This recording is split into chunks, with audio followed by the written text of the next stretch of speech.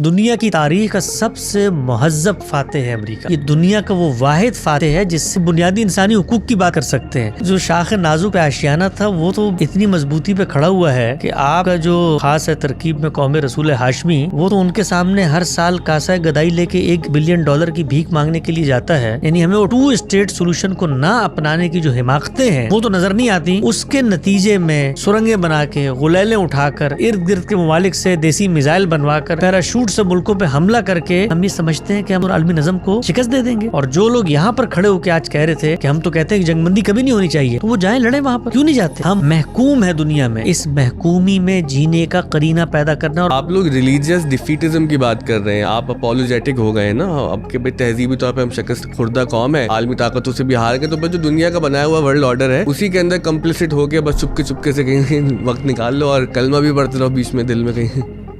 السلام علیکم، podcast by of the school کی اس نئے ایپیسوڈ میں خوش آمدید.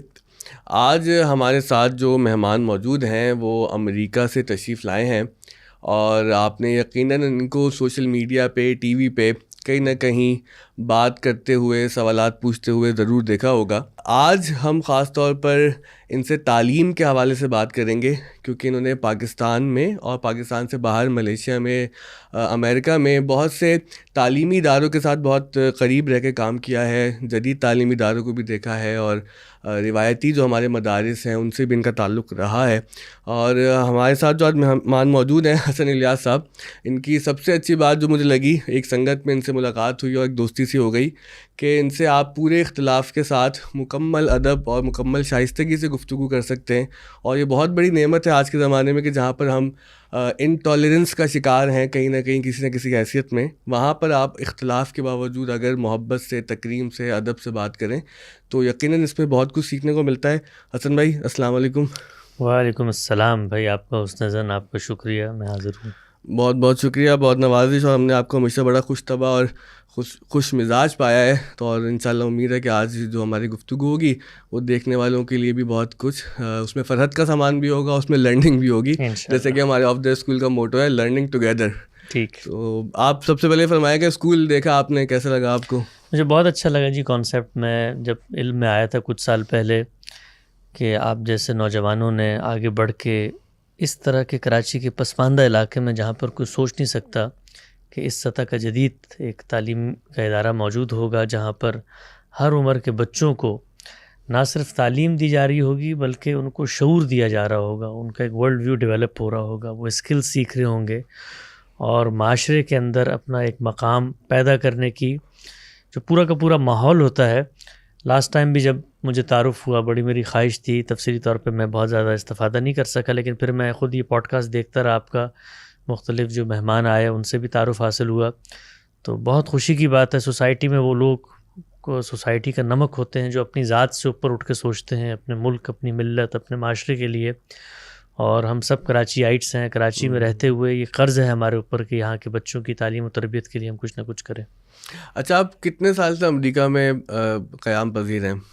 میں تو دیکھیں شروع میں سے کراچی میں رہا، کراچی کی میری پیدائش ہے، اوڑھنا بچھونا کراچی کے ساتھ جڑا رہا. آج بھی جب واپس آتا ہوں تو بالکل دل چاہتا ہے کہ یہیں پہ دوبارہ سے آباد ہو جاؤں. میری پیدائش 1988 کی ہے. 88 سے لے کر 2010 تک میں پاکستان میں ہی رہا، جس میں سے تقریباً 90-95% وقت کراچی میں گزرا. اسکولنگ میری پوری یہیں پہ ہوئی، 12-13 سال میں نے یہیں پہ پڑھا. پھر کچھ عرصہ اسلام آباد میں رہا، پھر مدرسے کی طرف گیا تو واپس کراچی میں آ گیا. کراچی ہی کے ایک مدرسے میں میری تعلیم ہوئی. پھر 2011 میں ملیشیا چلا گیا غامدی صاحب کے پاس، اور 11 سے لے کے تقریباً 18-19 تک ہم وہاں رہے، اور اس کے بعد پھر پچھلے 5 سال سے اب امریکہ میں ہیں.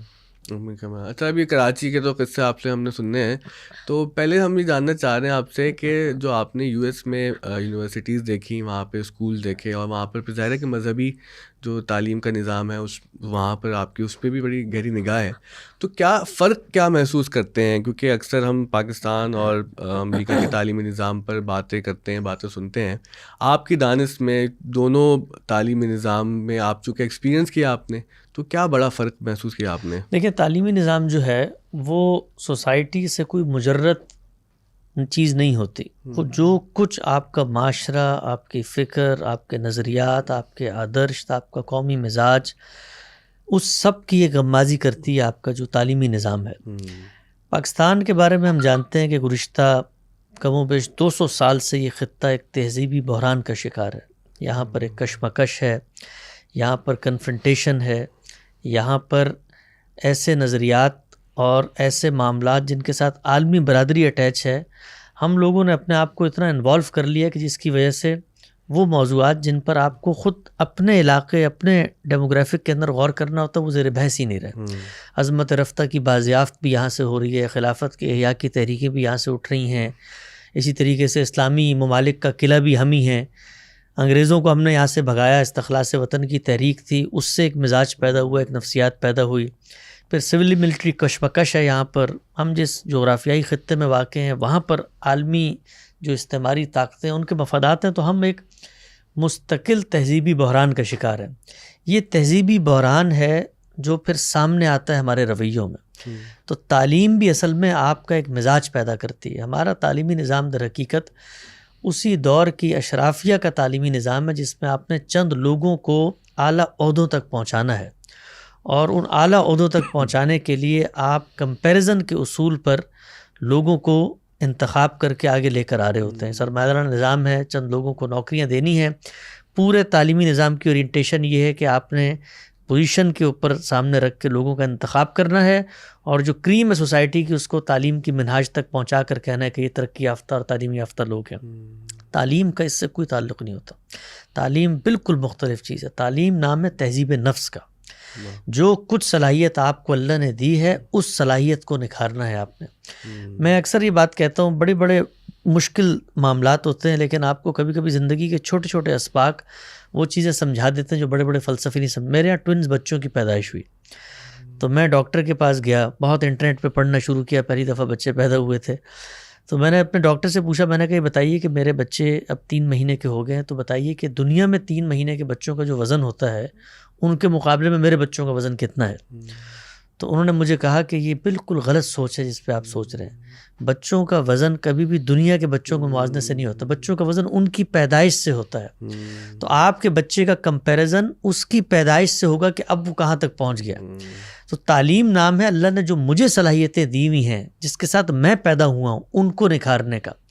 تو پاکستان کا تعلیمی نظام جو ہے وہ ہمارے پورے کے پورے قومی بحران کی غمازی کرتا ہے. اس کے مقابلے میں آپ امریکہ کو دیکھیں تو امریکہ جو ہے وہ کچھ فلسفیانہ نقطہ نظر کے اوپر اس کی ناؤ کھڑی ہوئی ہے. جان لاک کا فلسفہ ہے جس میں ہیومنزم کی، انسان کی قدر اور فریڈم آف ایکسپریشن اور اس طرح حریت فکر، حریت آزادی، اس سے وہ لوگ نکلے ہیں. پھر ان کا جو اپنا مذہبی پس منظر ہے جس میں انہوں نے دیکھا ہے جبر کو، تسلط کو، ظلم کو، تو اس کے نتیجے میں کچھ سوشل ویلیوز ڈیولپ ہوئی ہیں. مثلا قانون کی حکمرانی، حق خود اراتی ہے، جمہوری اقدار ہیں. اسی طریقے سے لوگوں کی نقل مکانی کے بارے میں آپ نے آزادی دی ہے. یہ قومی مزاج ہے جو پھر آپ کے تعلیمی اداروں پر اثر انداز ہوتا ہے. تو اب وہاں پر تعلیم کو جو ہم نے دیکھا وہ بالکل مختلف ہے جو پاکستان میں ہوتا ہے. مثلا تعلیمی یافتہ ہونے کا اس سے کوئی تعلق نہیں ہے کہ آپ اعلیٰ درجے کی ڈگریاں رکھتے ہیں. آپ امریکہ کے بارے میں اعداد و شمار دیکھیں تو بہت کم تعداد ہے جو ہائر ایجوکیشن یونیورسٹی لیول تک جاتی ہے. بہت کم تعداد ہے اور ہونا بھی ایسے ہی چاہیے.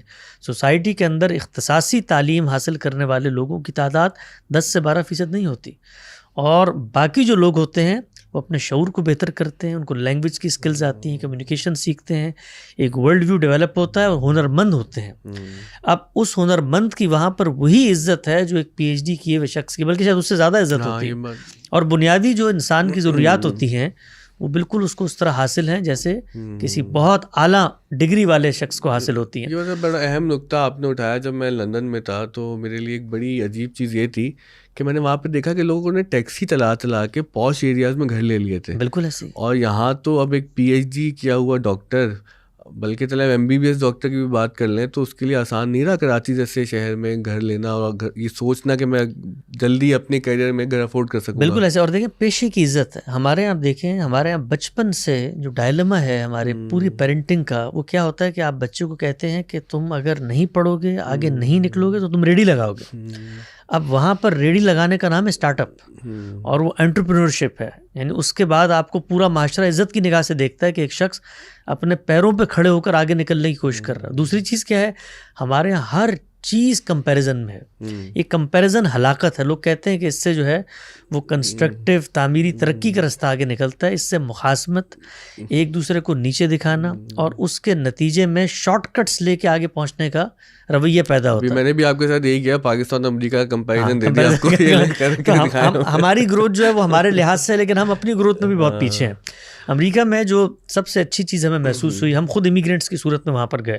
دیکھیے سوسائٹی کا ایک مطالعہ وہ ہوتا ہے جو آپ خارج سے بیٹھ کے کر رہے ہوتے ہیں, کتابوں میں کر رہے ہیں, امریکہ کی فلمیں آپ دیکھ رہے ہیں اس سے کر رہے ہیں, یا ہمارے مذہبی لوگ امریکہ میں جا کر وہاں کی کچھ کہانی آپ کو نئی دنیا اور امریکہ سے صاف صاف باتیں جیسی کتابیں لکھ کے, سفرنامے بھی آتے سناتے ہیں, اور ایک وہ ایکسپیرینس ہے جو آپ خود وہاں جا کے کرتے ہیں. تو ہم لوگ آپ دیکھیے اس ملک کے اندر اپنے نظریات کی وجہ سے پرسیکیوشن کا شکار رہے. ہمیں یہاں پر آزادی کے ساتھ کام کرنے کا موقع نہیں ملا. یہاں سے ہم ملیشیا چلے گئے, وہ اگرچہ ایک اسلامی ملک ہے اور اللہ تعالیٰ نے اس کو بہت ساری ان نعمتوں سے نوازا ہے جو پاکستان میں بھی پیدا نہیں ہوئی. مثلاً ان کے ہاں دین ایک تہذیبی روایت بنا ہے. دین جو بنیادی اقدار پیدا کرتا ہے وہ ان کے سوشل ویلیو سسٹم کے اندر کھڑی ہوئی ہیں, اخلاقیات ہے. اسی طریقے سے وہاں پر ہنرمندی کا جذبہ ہے. پوری قوم, میری ایک دفعہ ملاقات ہوئی جو ماڈرن ملیشیا کے بانی ہیں مہاتیر محمد صاحب سے, تو میں نے ان سے پوچھا کہ جو اس وقت اسلامی ممالک کا اگر آپ نقشہ دیکھیں تو 2 ہی ملک ہیں جو آپ کو صف اول میں نظر آتے ہیں, ایک ملیشیا ایک ترکی. تو میں نے ان سے پوچھا کہ کیا راز ہے اس ملک کی ترقی کا. ہم بھی اسلام کا بہت دم بھرتے ہیں اور بڑے ہمارے اندر بھی خواہش ہے آگے بڑھنے کی. تو انہوں نے کہا کہ میں نے جو ایک راز دریافت کیا اس قوم کی تعمیر و ترقی کا, وہ یہ تھا کہ اس کے اندر جو انٹلیکچوئلز ہیں وہ 10 سے 12% ہیں. میں نے ان 10 سے 12% کو 90% پر کام پہ لگانے کا ہنر پیدا کر دیا. تو وہ 90% کام کرتے ہیں, وہ 10 سے 12% لوگ ان کو کام کرنا سکھاتے ہیں. تو قوم ایک رخ پہ چل رہی ہے. اسی طریقے سے مسجدیں کنٹرول میں ہیں. ہمارے یہاں پر آپ دیکھیے کہ ریاست کے اندر ریاستیں ہوتی ہیں. ایک ریاست تو وہ ہے نا کہ جو نامعلوم لوگوں کی ہوتی ہے, ایک ریاست وہ ہے جو مذہبی لوگوں کی ہوتی ہے. اس نے سوسائٹی کو مستقل اس کشمکش میں مبتلا کر دیا. دیکھیں دنیا میں آپ گھر کو دیکھیں, خاندان کو دیکھیں, دکان کو دیکھیں, اسٹیبلٹی جو ہے وہ سررشتہ ہے آگے بڑھنے کا. ہمارے اس پورے کے پورے نظم کے اندر آپ کو اسٹیبلٹی نظر نہیں آتی. گھر سے لے کے معاشرے تک اور دکان سے لے کے ریاست تک ہر جگہ پر ایک کنفرنٹیشن ہے, ایک عدم استحکام کی صورتحال ہے. عدم استحکام میں انسان کبھی بھی اجتماعی طور پہ نہیں سوچتا. ہر آدمی, آپ دیکھیں آپ کراچی کی سڑک پہ جائیں تو ہر آدمی اس کشمکش میں ہوتا ہے کہ میں آگے نکل جاؤں. تو یہ کشمکش وہاں پیدا نہیں ہوئی, یہ قومی مزاج میں پیدا ہوئی ہے. تو ملیشیا کے اندر ایک بڑی تبدیلی ہمیں نظر آئی, اور وہ یہ تھی کہ قوم نے اپنے آپ کو بحیثیت قوم پہچانا ہے اور وہ آگے بڑھیں. لیکن امریکہ پینیکل ہے, یعنی انسانی فطرت کا جو معاملہ ہے جس کو اللہ نے پیدا کیا ہے اس کا وہ پینیکل ہے. ہر شخص اپنی صلاحیت کو بروئے کار لا کے آگے بڑھ رہا ہے, اور ریاست کا ایک ہی مقصد ہے, وہ یہ کہ میں نے اپنے شہریوں کو تحفظ فراہم کرنا ہے. تو وہ اللہ تعالیٰ قرآن مجید میں بھی مسیحیت کی بڑی تعریف کرتے ہیں. خود رسالت مآب صلی اللہ علیہ وسلم کو بھی ابتدا میں حبشہ ہی میں موقع ملا, اور ہم جیسے جو مذہبی لوگ ہیں جن کو کہا جاتا ہے کہ بھئی یہ یہود و ہنود کی گود میں جا کے بیٹھ گئے, لیکن حقیقت یہ ہے کہ ہر اس شخص کو جس کو اپنے اپنے ملکوں میں جبر و ستم کا سامنا کرنا پڑتا ہے, ان کو باہر کے امریکہ میں جگہ ملتی. اچھا, امریکہ کی بات جب ہوتی ہے تو سرمایہ دارانہ نظام کا تصور ہمارے سامنے آتا ہے, اور ظاہر ہے کہ اس پہ تنقید مذہبی نقطہ نگاہ سے بھی ہوتی ہے اور سماجی نقطہ نگاہ سے بھی ہوتی ہے, معاشی نقطہ نگاہ سے بھی ہوتی ہے. تو آپ کے یہاں پھر یہ جو سرمایہ دارانہ نظام کا مسئلہ امریکہ میں ہے, تو ابھی ہم بات کو آہستہ سے کھولیں گے. اگر آپ ایک جنرلی اس پر اوور ویو دیں ہمیں کہ آپ کا کیا نقطہ نگاہ ہے اس حوالے سے. دیکھیے جو لوگ اس نظام کے اوپر تنقیدات کرتے ہیں, مجھے وہ تنقیدات سچی بات ہے کہیں سمجھ میں نہیں آئی. یعنی جو کارل مارکس سمجھ نہیں آتے آپ کو, مطلب جو میں میرے یہاں سمجھنے کا جو عمل ہوتا ہے وہ اپنی فطرت کے اندر جو اللہ تعالیٰ نے عوامل رکھ دی ہے نا اس کے مطالعے سے شروع ہوتا ہے. مثلا مجھے یاد ہے ایک زمانے میں ہم یہاں کراچی یونیورسٹی کے شعبہ تصنیف و تالیف میں جاتے تھے, اور وہاں پہ بڑی اچھی ایک بزم اور انجمن لگتی تھی, اور وہاں داخل ہوتے تھے لگتا تھا کہ دوسری دنیا میں آ گئے ہیں نا. وہاں پہ نئے نئے نظام اور اس کے اوپر باتیں ہو رہی ہوتی تھیں, اور سرمایہ دارانہ نظام کی بے خونی کے اوپر اور اس کی ریشہ دوانیوں پہ فلاسفہ بھی بیٹھے ہوتے تھے. تو مجھے ایک صاحب نے کہا, انہوں نے کہا دیکھیں جو پورا نظام ہے یہ آپ کے اندر حرص کی نفسیات پیدا کرتا ہے, لالچ کی نفسیات پیدا کرتا ہے. یہ انسان کی جیب میں جو آخری چونی ہے اس کو اینٹ تک لینے کی ایک پوری کی پوری کاوش ہے منظم طور پہ, اور اس سے فخر کی نفسیات پیدا ہوتی ہے. دیکھیں نئے نئے ماڈلز آ رہے ہیں, تو وہ بات کر ہی رہے تھے کہ اتنے میں ہم کھڑکی سے ہم نے دیکھا کہ ایک شخص نا نئی گاڑی بڑی زور سے دوڑا کے لے کر گیا. تو انہوں نے کہا یہ دیکھیں یہ ہے سرمایہ دار نظام کے مفاسد کہ اب اس نے گاڑی خریدی, پہلے اس کے اندر ہرس پیدا کی گئی اشتہار دکھا کے گاڑی کی, پھر اس نے گاڑی خریدی, اب خریدنے کے بعد یہ فخر سے اس گاڑی کو نا کراچی یونیورسٹی کی سڑکوں پہ دوڑا رہا ہے. تو میں نے ان سے پلٹ کے کہا, میں نے کہا جی یہ فخر تو مجھے نیا گھوڑا لے کے بھی محسوس ہوتا تھا, یعنی اگر میرے پاس نیا گھوڑا ہوتا تب بھی میں یہ فخر محسوس کر رہا ہوتا کہ میں سڑک پہ نکلتا یا میں کسی جگہ پہ جاتا تو میرے اندر یہ نفسیات پیدا ہو رہی ہوتی کہ بھئی میرے اندر ایک برتری کا تفوق کا جذبہ ہے. تو تفوق کی جبلت تو فطرت میں ڈالی ہوئی اللہ نے.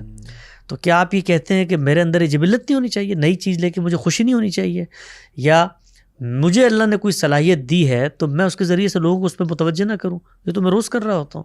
تو اگر اس کو کسی معیشت نے اپنا لیا ہے تو بحیثیت نظام آپ کیسے اس کو قرار دے سکتے ہیں کہ انسانی فطرت سے یہ مزاحم ہے؟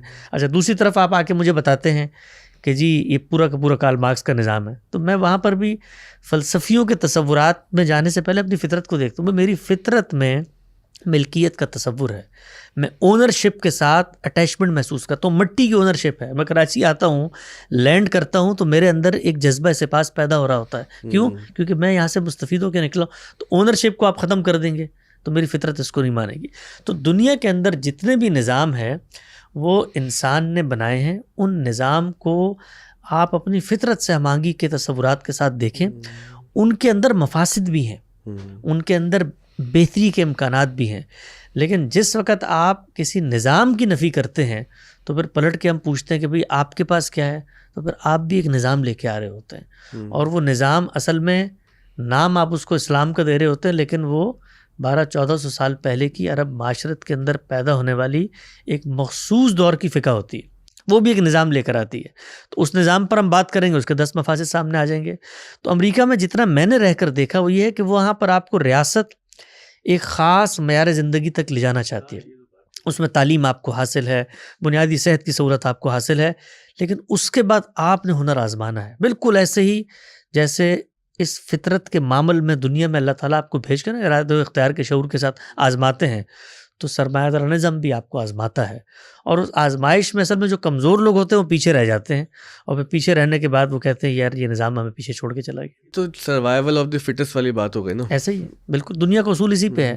آپ یہ دیکھیے کہ آپ کا یہ اسکول ہے اس محلے میں, یہاں پر بھی سروائیول آف فٹسٹ کا قانون ہے. ایک ٹیچر آتا ہے, وہ ایک اسٹیج پر اپنی پرفارمنس دیتا ہے, وہ پرفارمنس آپ کے لیے قابل عمل ہوتی ہے تو وہ آگے سروائیو کرتا, نہیں تو آپ اس کو ریپلیس کر دیتے ہیں.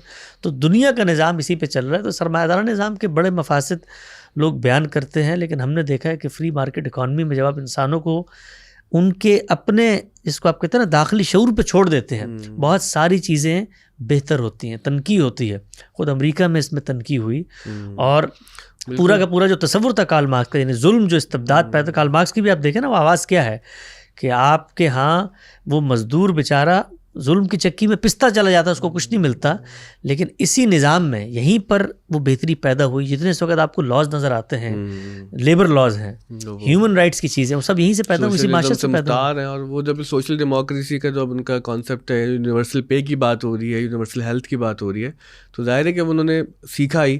اچھا وہ تو چلیں سیکھ رہے ہیں, سیکھتے رہتے ہیں, اور ہم وہاں پہ امریکن ڈریم کی بھی بات سنتے ہیں. تو آپ کو لگتا ہے کوئی پاکستانی ڈریم نام کی چیز بھی ہماری ہے, یا ہم صرف امریکن ڈریم سنتے سنتے ہی دنیا سے چلے آئیں گے؟ نہیں, پاکستانی ڈریم بھی موجود ہے, اور پاکستانی ڈریم کی جو فیسینیشن ہے اگر آپ کو میں وہ بتا دوں تو شاید آپ کو امریکن ڈریم اس کے سامنے ہیچ لگے. ہمارے ایک دوست ہیں, بڑے مشہور مذہبی اسکالر ہیں, ان کا دنیا بھر میں رابطہ رہتا ہے, تو وہ انٹرنیٹ کی کچھ بڑی کمپنیوں کے سی ای اوز کے ساتھ بیٹھے گزشتہ دنوں, تو انہوں نے کچھ دلچسپ حقائق ان کو بتائے اسلامی ورلڈ کے, بالخصوص بر صغیر کے خطے کے. تو انہوں نے ان سے پوچھا کہ یہ بتائیے کہ جو ہمارے پاکستان ہندوستان کے نوجوان ہیں, مسلمان ہیں, سب سے زیادہ کیا چیز سرچ کرتے ہیں؟ تو انہوں نے کہا کہ جو سب سے زیادہ آپ کے اس پورے خطے میں گوگل پہ اور باقی جگہوں پہ چیزیں ڈھونڈنے کا ہے نا, وہ علامات قیامت, نزول مسیح اور مہدی کی آمد ہے. تو اتنا بڑا خواب تو دنیا میں کہیں نہیں ہے جتنا بڑا خواب ہمارے یہاں موجود ہے. یہ خواب ہم دکھا رہے ہیں اپنے معاشرے میں. تو تقریباً ہر مذہب میں ہی آپ کو ایسی نوید اور ایسی انتظار کی صورت نظر آتی ہے. ہاں، لیکن اس انتظار کی صورت میں آپ اپنا آج برباد نہیں کرتے. ہم اس انتظار کی صورت میں اپنا آج قربان کر رہے ہیں. ہمارا پورا کا پورا جو اسٹرکچر ہے پاکستانی خواب کا، وہ کھڑا ہوا ہے کچھ یوٹوپیاز کے اوپر. ان میں سے ایک یوٹوپیا یہ ہے کہ ہم لوگ دنیا میں شاید سب سے ذہین لوگ ہیں. اللہ تعالیٰ نے اگر 1000 سال ہمیں حکومت دی ہے تو اب دنیا کے اسٹیج پر دوبارہ حکومت ہم نے حاصل کرنی ہے، اور یہ سب کے سب جو ہے ہمارے باج گزار بن کے رہیں گے. اور ترقی کی جتنی ایجادات ہیں وہ ہمارے بزرگوں کی کتابوں سے چرا کے انہوں نے حاصل کر لی ہیں. تو پاکستان میں جو خواب دکھایا جاتا ہے وہ خواب دنیا، حقیقت، فطرت کے مسلمات، مسلمہ تاریخی حقائق، ان سب کے برخلاف ہے. ہم لوگ ایک مفتوح قوم ہیں، مغلوب قوم ہیں، اور جن کو عالمی قوتوں اور فاتحین نے زندہ رہنے کی ضمانت دی ہے. اور اگر ہم ان کی ضمانت پر زندہ نہیں رہتے تو پھر ہم اس کرب سے گزرتے ہیں جہاں پر ہمیں لمحہ لمحہ بتایا جا رہا ہوتا ہے کہ تم غلام ہو اور غلامی میں جینے کے آداب کو سیکھ لو.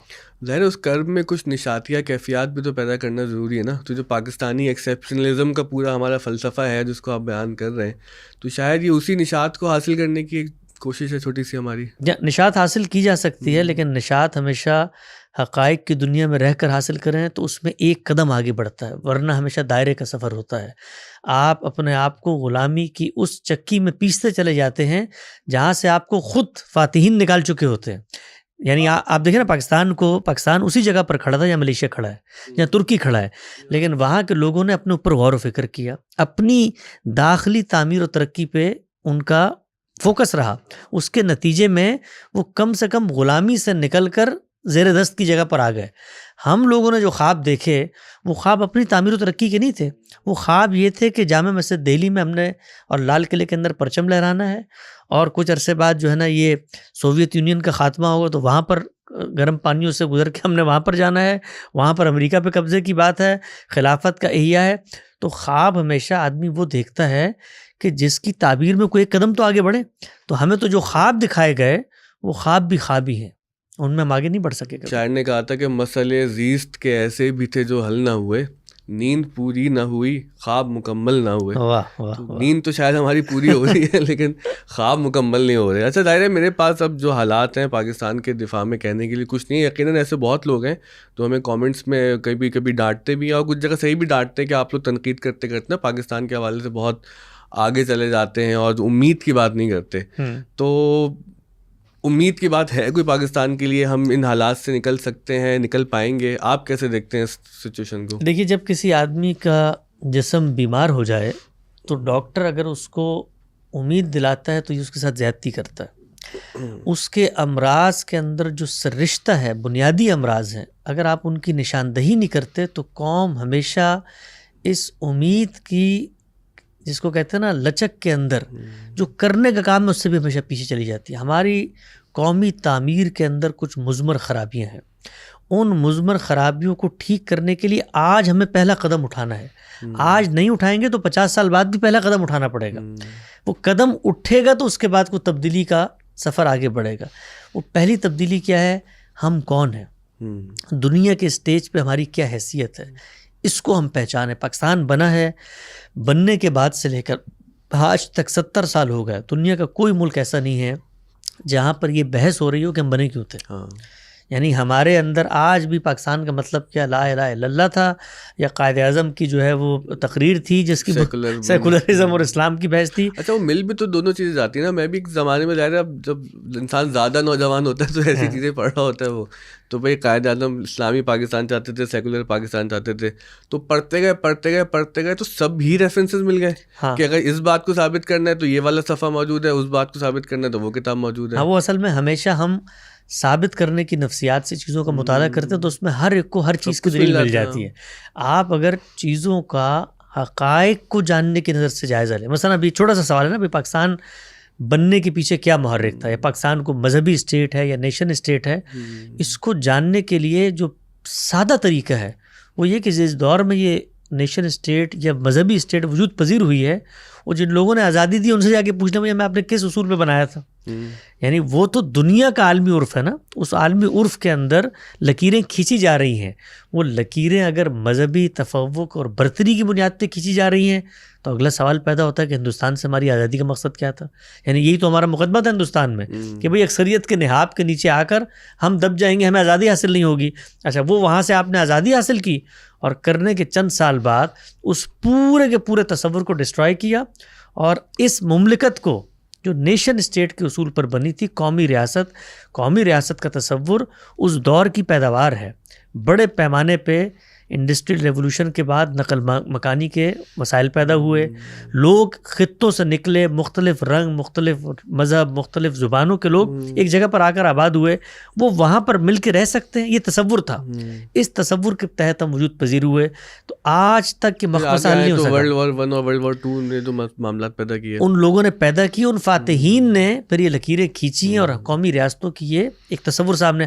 اس مسئلے پہ کبھی ہم نے غور کیا؟ آج بھی آپ دیکھیں نا, یہ بظاہر تو لگتا ہے کہ بڑا فلسفیانہ مسئلہ ہے, لیکن اسی جمشید روڈ جہاں پر آپ کا یہ اسکول واقع ہے, ان کی گلیوں پہ جو آگے قائم مدارس ہیں, آج بھی ہر چھوٹا سا مسئلہ ہوتا ہے تو یہی تصور ہے جس کی بنیاد پر دینی مدرسے کا طالب علم نکلتا ہے اور یہاں کی اسٹریٹ لائٹ پہ لگی ہوئی لائٹوں کو اور سگنل کو توڑتا ہے اور جھنڈا لے کے نکلتا ہے کہ اس ملک میں ہم مذہبی انقلاب لے کر آئیں گے. یہی سڑکیں ہیں جن کے اوپر روز دھرنے ہوتے ہیں, یہیں پر لوگوں کے شیشے توڑے جا رہے ہوتے ہیں.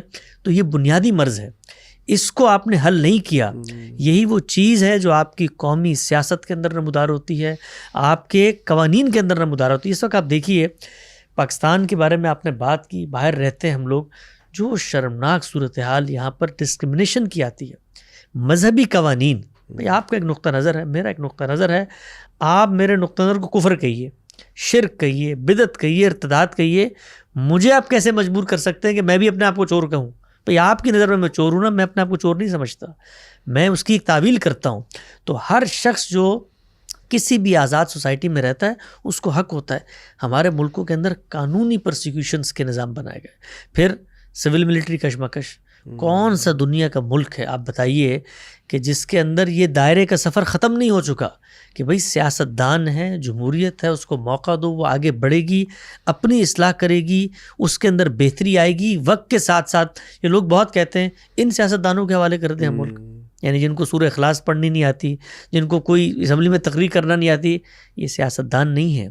یہ آپ کی ملٹری اسٹیبلشمنٹ کی مداخلت کے نتیجے میں جو فیک اور جس کو آپ کہتے ہیں آرڈنری سیاستدان پیدا کی جاتے ہیں, یہ ان کی بساط ہے. فیلڈ کلاس ہے, وہ فیلڈ کلاس ہے آپ کی. آپ نے کبھی سیاست کے میدان میں لوگوں کو آگے بڑھنے دیا؟ یعنی وہ سیاستدان جو اس ملک کے اندر تھے تقسیم کے وقت, ان لوگوں کے اوپر تو جس نوعیت کا ظلم ہوا, تشدد ہوا, بربریت ہوئی, اور وہی احتساب کا نعرہ, وہی پرانا اسکرپٹ. تو اس سب میں آپ مجھے بتائیے کہ میں اگر آپ کو یہ کہوں جی پاکستان تو چند سالوں میں ایشین ٹائیگر بن جائے گا اور اس کے کچھ عرصے بعد یہ عالم اسلام کا قلعہ ہوگا, اور پھر اس کے بعد خلافت کا احیاء یہاں سے ہوگا, جس کی مذہبی انٹیلیجنشیا اور دانشوری جاننے پر آمادہ نہیں ہے کہ ہم کس دور میں جی رہے ہیں, اور وہ اس دور میں کھڑے ہو کے عالمی طاقتوں کے ساتھ مخاصمت, کنفرنٹیشن, لڑائی اور جنگوں کی بات کر رہے ہیں. آپ مجھے بتائیے کہ وہاں پر کیا امید کی کرن نظر آئے گی؟ تو میں سچائی کا طالب علم ہوں, اور سچائی یہ ہے کہ ہمارے ملک کو اتنے گہرے, اتنے بڑے امراض لاحق ہیں کہ اگر آپ نے ان کا آج علاج شروع نہیں کیا تو کاسمیٹک چینج سے آپ کسی مین ہول کے اوپر مخمل کا کپڑا تو رکھ دیں گے, وہاں سے تعفن نہیں جا سکتا. میں نے پوری نیت اور ارادہ کیا تھا کہ آپ کی فکر کے بارے میں کوئی بات نہیں کریں گے ہم, لیکن آپ نے جو ہے نا بالکل ایک جذباتی سا کر دیا. آپ بہت اچھا خوبصورت گفتگو کرتے ہیں, مجھے پتہ نہیں آپ کو اس کا احساس ہے نہیں, بہت مربوط طریقے سے گفتگو کرتے ہیں. پہلے یہ بتائیے یہ کیسے آپ بہت پڑھتے رہے, ڈیبیٹ کرتے رہے, پھر میں آتا ہوں سوال کی طرف بعد میں. نہیں, میرا خیال ہے گفتگو کا تعلق ہمیشہ آپ کے تھاٹس کی کلیئرٹی سے ہوتا ہے. میں نے جن لوگوں کے ساتھ وقت گزارا, انہوں نے جو ایک چیز ہمیں سکھائی ہے وہ یہ ہے کہ آپ اپنے خیالات کو بہتر کریں. خیالات جتنے واضح ہوں گے اظہار اتنا ہی سدید ہو جائے گا. ایک پہلو یہ, دوسرا ہے زبان. زبان سے ہمیں محبت ہے, اردو زبان کے ساتھ ہم جیتے مرتے ہیں, تو زبان اصل میں آپ کے خیالات کا قالب بنتا ہے. تو کوشش کرتے ہیں تھوڑی بہت, لیکن آپ نے کہا کہ مذہب کی طرف آ گئے تو ہمارا معاملہ وہی ہے جو میرا دوست غلام رسول والا تھا کہ جب اس کو منع کیا کہ بھائی اس پہ تم نے مضمون نہیں لکھنا, تو کہیں نہ کہیں سے آ ہی جاتا ہے. تو ہم مذہبی لوگ ہیں, ہم سے مذہب کے بغیر رہا نہیں جاتا. نہیں, ہاں بالکل, میرا سوال بھی یہی ہے کہ ہم مذہبی لوگ ہیں, ہم سے مذہب کے بغیر رہا بھی نہیں جاتا. اور پھر قرارداد مقاصد ہمارے سامنے آتی ہے, اور پورا چاہے نا کہ ایک مذہبی سا اسٹرکچر اور مزاج سا پورا جو آئین کا بنتا ہے ہمارا, وہ بہت ڈیٹیل میں ہم نہیں جانا چاہ رہے, بس اب اوپر کی طرح بات کرتے ہیں. تو یہ تو پورا جو مزاج ایک نوجوان کا بنتا ہے, پھر معاشرے کا بنتا ہے, ریاست کا بنتا ہے, یہ تو ایک بہت پختہ مزاج ہے ہمارا. اور جیسے ہمیں لگتا ہے کہ جیسے کوئی ہمیں یہ کہتا ہے نا کہ بھائی کہ اسلام اور ریاست کو الگ کریں, تو ہم اقبال یاد آتے ہیں کہ جدا ہو دی سیاست سے تو رہ جاتی ہے چنگیزی. پھر ہم مغرب کی طرف دیکھتے تو یاد آتا ہے کہ وہ تمہاری تہذیب اپنے خنجر سے آپ ہی خودکشی کرے گی, جو شاخ نازک پہ آشیانہ بنے گا نا پائیدار ہوگا. تو اب یہ تو پورا منظرنامہ آپ کے سامنے ہے. تو اس میں آپ جو فکر کی بات کر رہے ہیں اس میں ایک یہ بات کی جاتی ہے, کاؤنٹر آرگیومنٹ یہ آتا ہے کہ آپ لوگ ریلیجیس ڈیفیٹزم کی بات کر رہے ہیں, آپ اپولوجیٹک ہو گئے ہیں نا اب کہ بھائی تہذیبی طور پہ ہم شکست خوردہ قوم ہے, عالمی طاقتوں سے بھی ہار گئے, تو بس جو دنیا کا بنایا ہوا ورلڈ آرڈر ہے اسی کے اندر کمپلسٹ ہو کے بس چپکے سے کہیں وقت نکال لو اور کلمہ بھی پڑھتے رہو بیچ میں دل میں کہیں. اس کے دو جوابات ہیں. ایک تو یہ ہے کہ ہم کیا کرتے ہیں, اس پر میں بعد میں آتا ہوں. تو جو آپ لوگ کر رہے ہیں, آپ سے مراد وہ جن کا نقطہ نظر جن کا نقطہ نظر آپ پیش کر رہے ہیں تقسیم کی طور پر, تو وہ جو شاخ نازک پہ آشیانہ تھا وہ تو اتنی مضبوطی پہ کھڑا ہوا ہے کہ آپ کا جو جس کو تھا خاص ہے ترکیب میں قوم رسول ہاشمی, وہ تو ان کے سامنے ہر سال کاسہ گدائی لے کے $1 بلین کی بھیک مانگنے کے لیے جاتا ہے, اور اس کے بعد آپ کی ملک کی معیشت کا پہیہ چلتا ہے. اچھا, وہی ممالک ہیں جن کے قائم کردہ پورے کے پورے اس ٹیکنالوجی کے ریولوشن کو آپ استعمال کر کے انہی کیمروں انہی پوڈ کاسٹوں کے مائک میں بیٹھ کے خلافت کے احیاء کی بات کر رہے ہوتے ہیں. تو ہم تو جو کرتے ہیں وہ کرتے ہیں, لیکن یہ جو آپ لوگوں کی طرف سے ایک نوید انقلاب سنائی جاتی ہے, اس کے بعد تو بھائی کچھ جاؤ نا پتھر کے دور میں رہو اور پھر ڈو اینڈ ڈائی والی صورتحال ہو. یہاں پر بیٹھ کر آپ کہتے ہیں کہ یہ عالمی استعمار اور یہ مغربی طاقتیں اور یہ قوتیں اور ان کے ساتھ ہمارا جس کو کہتے ہیں دائمی مخاصمت کا تعلق ہے اور یہ تہذیبوں کی جنگ ہے. تو پھر تہذیبوں کی جنگ میں ٹھنڈے کمروں میں نہیں بیٹھا جاتا, تہذیبوں کی جنگ پھر پہاڑوں پہ اٹھ کے لڑی جاتی ہے, جیسے طالبان نے لڑی ہے. ان کے بارے میں ہمیشہ یہ کہتا ہوں کہ ان کی عقل کے اوپر ماتم اور ان کا جذبے کے اوپر رشک آتا ہے, اس لیے کہ جو وہ کہہ رہے ہیں اس پر عمل درآمد کر رہے ہیں. تو ہمارے یہاں جو کہانی سنائی جاتی ہے بہت معذرت کے ساتھ, یہ قوم کو بیوقوف بنانے کے علاوہ کچھ نہیں ہے. میں یہ سمجھتا ہوں کہ اس نے جتنا نقصان پہنچایا ہے وہ اصل میں انسان حقیقت کی معرفت سے محروم ہو جاتا ہے, اور اس کو لگنے والا ہر زخم لگ رہا ہوتا ہے کہ تو جانب حق میں جدوجہد کا اللہ کی طرف سے آزمائش کا زخم ہے مجھ پہ, حالانکہ وہ اس کی تخریب کا زخم ہوتا ہے. ہماری قوم آج جہاں پر پہنچ گئی ہے, یہی تو بیانیہ موجود تھا. اس بیانیے کے گل تو ہمیں آج نظر آتے ہیں سوسائٹی کے اندر, گلی محلوں کے اندر. اور پھر جو پوت آپ نے یہاں پہ تیار کی, اس کو عالمی استعمار سے لڑایا, اور لڑانے کے بعد اس نے آپ کے گلی محلوں میں, چوک چراہوں میں, دیوانوں بازاروں میں جو کشت خون کا بازار گرم کیا, جو بارود اور آگ کی یہاں پر لہر دوڑائی, اس کے بعد وہ کہاں ہے عظمت رفتہ کی بات ہے, وہ بیانیے کہاں ہیں مذہب کے. یعنی پھر ہم اپنے لوگوں کے خلاف ضرب اسب کرتے ہیں, پھر اپنے لوگوں کے خلاف رد و فساد ہوتا ہے. وہی رد فساد جو کچھ عرصہ پہلے ضرب مومن تھی, مومن کی تلوار تھی, اور اس کے پیچھے قومی پوری کی پوری انٹیلیجنسیا کھڑی تھی. مجھے یاد ہے جس وقت اس ملک میں ہم رہتے تھے 9/11 ہوا, تو اس وقت یہاں کے دانشوروں کی خوشی دیدنی تھی, اور یہاں کے مذہبی علماء کی جو اس کو آپ کہتے ہیں نا کہ آپ ان کے ساتھ بیٹھتے, انہی محلوں انہی علاقوں میں ہم بیٹھتے تھے, اور ہم وہ دیکھتے تھے اور کہتے تھے کہ وہ جو ہمارا خواب تھا یہ شرمندہ تعبیر ہونے والا ہے. اور دیکھیں عالمی نظم کہاں جا رہا ہے, وہ عالمی نظم وہیں پہ کھڑا ہوا ہے. اس عالمی نظم کی باج گزاری میں آج ہم زندگی گزار رہے ہیں. تو یہ جو کچھ آپ لوگوں کے نظریات ہیں اس کے گل تو سامنے آ گئے. اب آئیے ہمارے نظریات پہ. ہمارا ابھی کھول کر کے آپ کو ہم بتاتے ہیں کہ ہمارا مسئلہ کیا ہے. ہمارا مسئلہ یہ ہے کہ ہم جس وقت یہ کہتے ہیں کہ ہم اللہ کو مانتے ہیں, اللہ کے پیغمبر کو مانتے ہیں, تو اس کے بعد ہم دنیا کے اندر جتنے نظریات ہیں, چاہے وہ نظریات مسلم تہذیبی روایت نے پیدا کی ہوں, چاہے وہ نظریات محرومی کی نفسیات سے پیدا ہوئے ہوں, چاہے وہ نظریات عظمت رفتہ کی بازیافت میں ہوں, کچھ بھی ہوں, ہم صرف سرنڈر کرتے ہیں خدا کے پیغمبر کے آگے. اور خدا کا پیغمبر خدا کا منتخب فرستادہ روح زمین پر واحد تنہا ماخذ ہے. ہم یہ کہتے ہیں کہ دین کے بارے میں جو لفظ منہ سے نکالنا ہے اس کی سند محمد رسول اللہ سے آئے گی. تو ہمارا پورا دینی ڈسکورس اس کنزرویٹیوزم پہ کھڑا ہوا ہے کہ جہاں پر ہم خارج، سماج، معاشرہ، افادیت، عدم افادیت، تعمیر، تخریب، اس سب سے باورہ ہو چکے ہیں. ہم اس کی بات کرتے ہیں.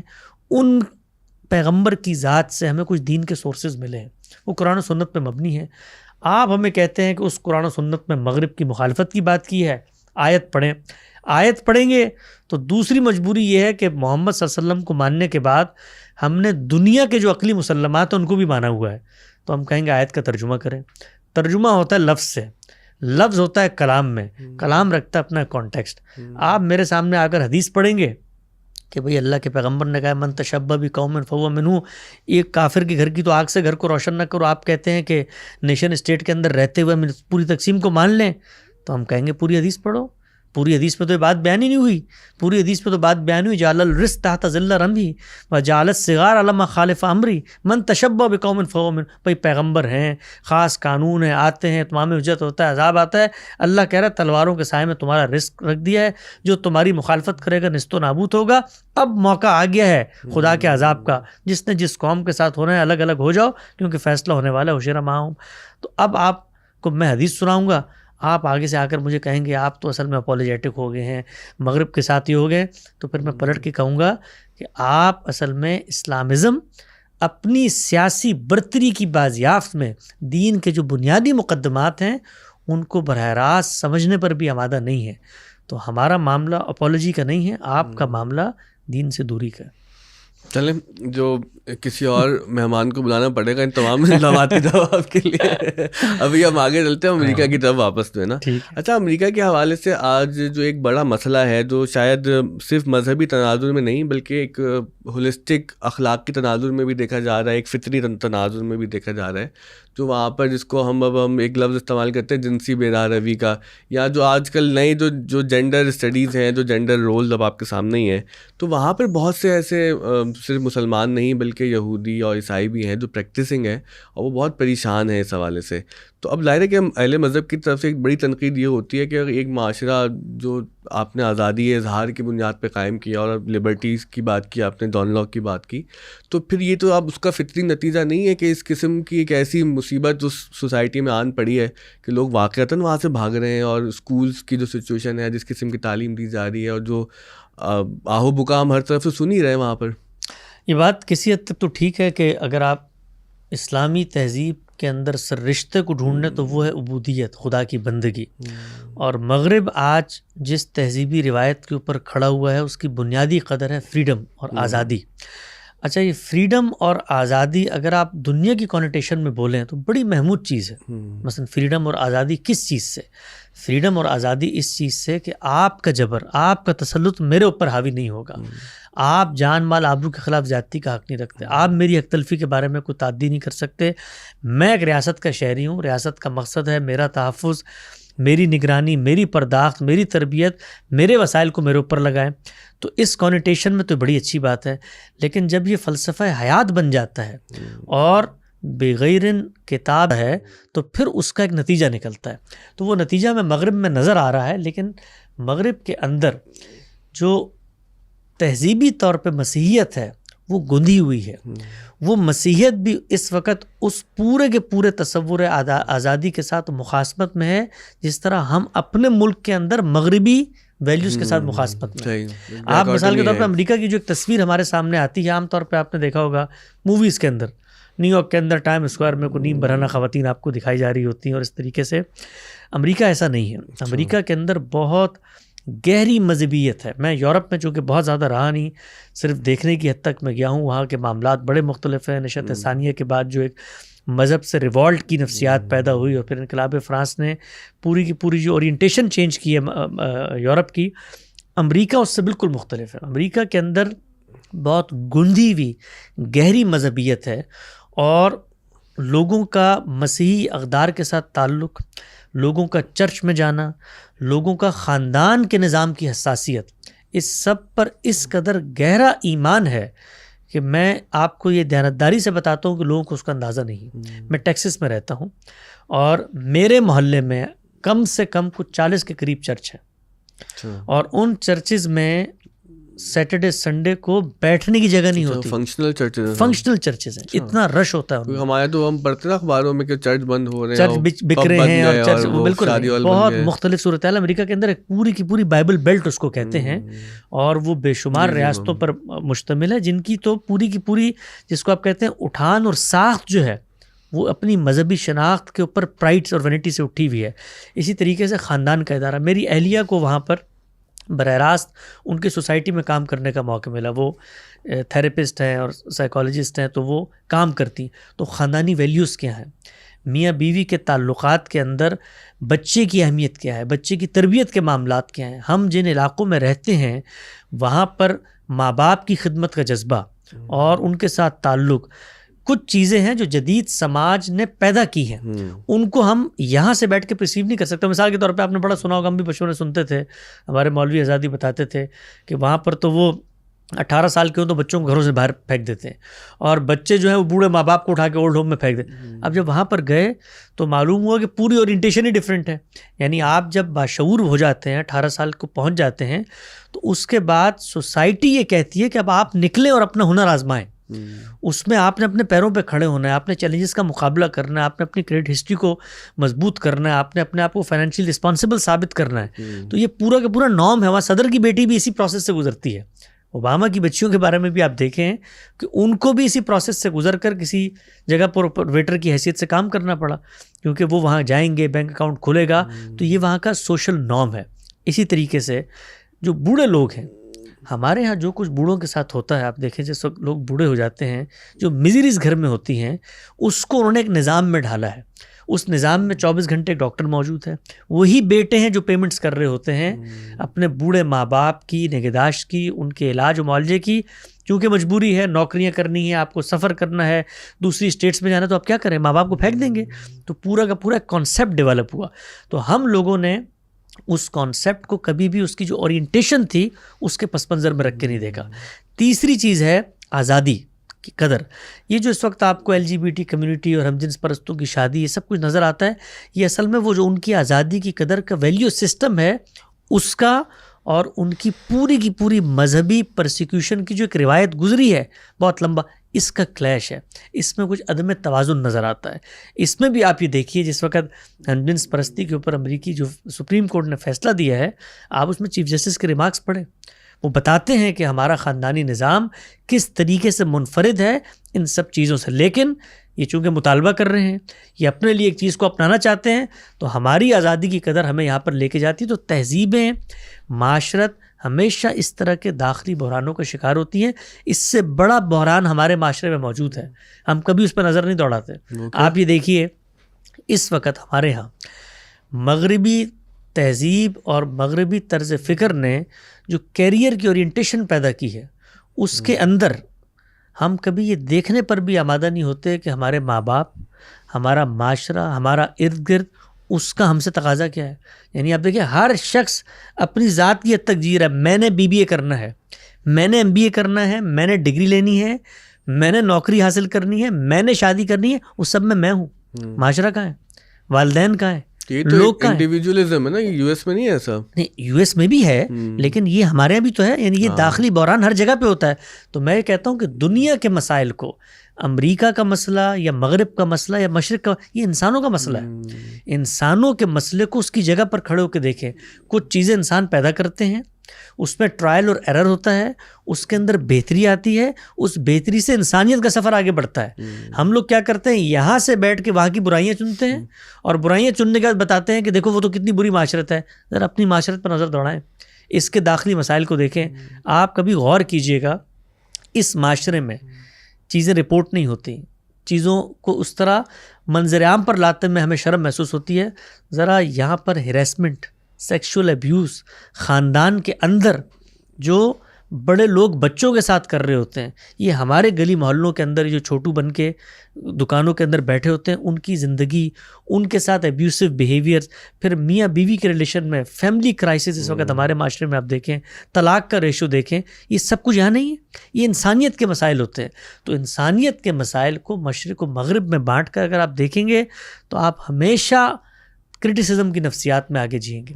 آپ کہیں مغرب نے ایک نظام دیا, اس میں 3 برائیاں تھیں, 3 اچھائیاں تھیں, وہ خود اس کی تنقید کے مرحلے سے گزر رہا ہے اور ہم اس میں اس کی مدد کرتے ہیں.